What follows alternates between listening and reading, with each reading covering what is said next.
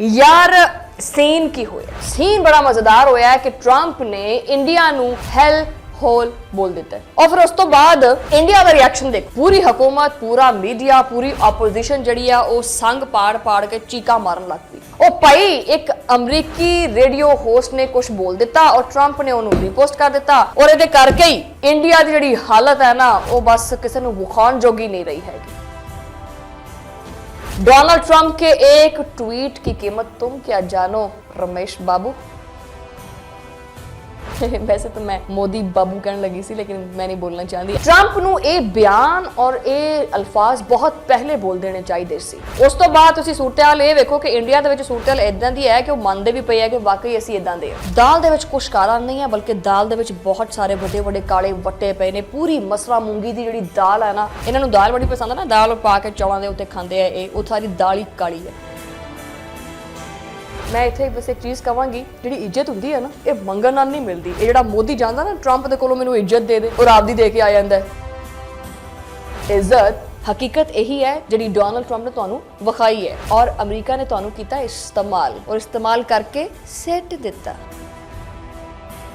मैनूं पहले ये दस दो कि भी ये मैं सवाल जिहड़े सुनने वाले तुहाडे कोलों करदी हां कि इस टाइम जिहड़ी मशरक़े वुस्ता दे विच सूरत हाल चलदी पई है उहदे करके तुहानूं इंडिया नक्शे दे उत्ते इस दुनिया दे मैप दे उत्ते इररेलेवेंट नहीं लगदा पिया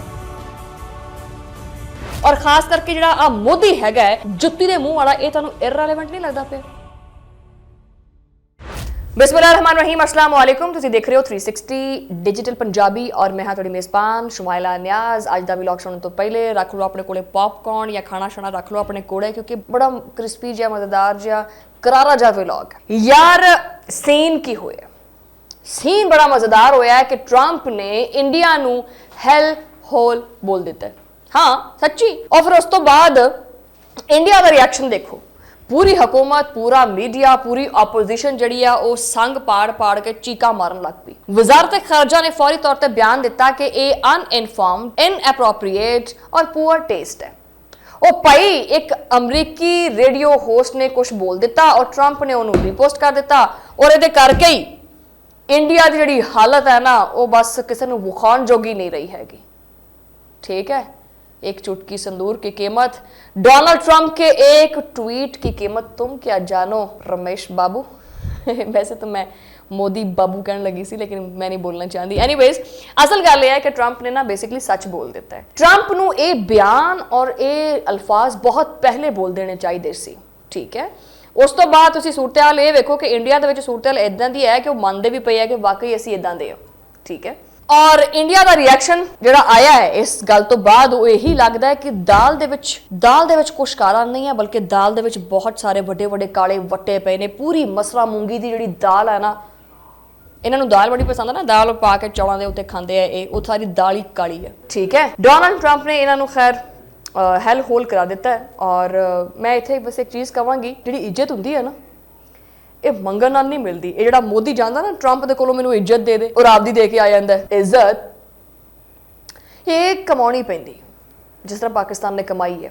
और मज़ेदार गल देखो कि जिस ईरान दे उत्ते तुसीं अमरीकियां दे कहण दे उत्ते पाबंदियां लांदे सी अज उही ईरान तुहाडा दिफा करदा पिया। ईरानी कॉन्सुलेट मुंबई ने ट्रंप नूं आख्या है कि जी कल्चरल डिटॉक्स करो रैंडम बकवास बंद करो। ठीक है हैदराबाद वाले ने आख्या कि जी वड़ा पाओ खाओ हैवन मूड विच आ जाओ सोचो जरा कि तुहाडी जिहड़ी इज्जत है वो बचाउण वास्ते ईरान नूं आना पिया जिस ईरान नूं तुसीं सालां तो इग्नोर करदे पए सी तुसीं अमरीकियां दे तलवे चढ़दे पए सी।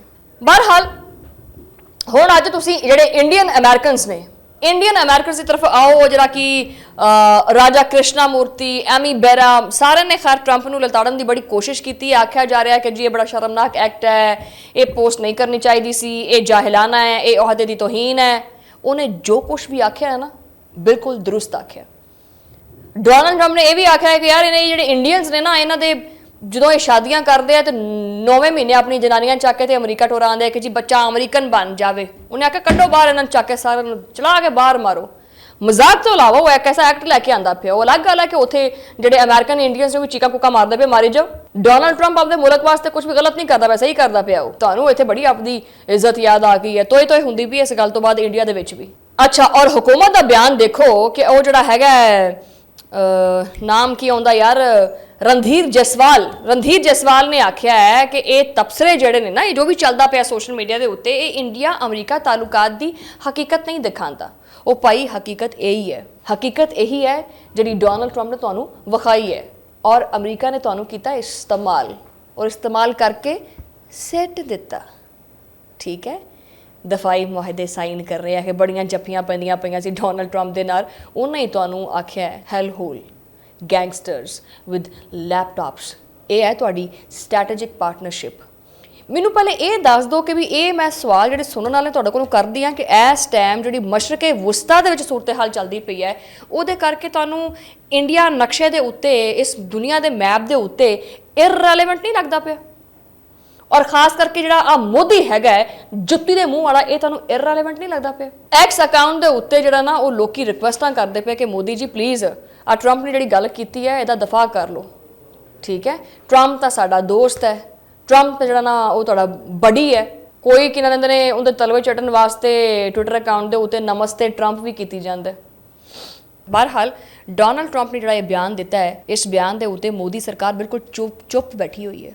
उहने कहंदे वो पूछ जिहड़ी है वो करके ते उधर नूं उवें बैठी, क्यों? क्योंकि फिर दफाई मुआहदे नहीं होणगे, जहाज़ नहीं मिलणगे, तां करके चुप है, कुसकदी नहीं पई। इस गल दा जवाब डोनाल्ड ट्रंप नूं फिर मोदी दिंदा क्यों नहीं पिया जिन्हें तुहानूं हैल होल आख्या है?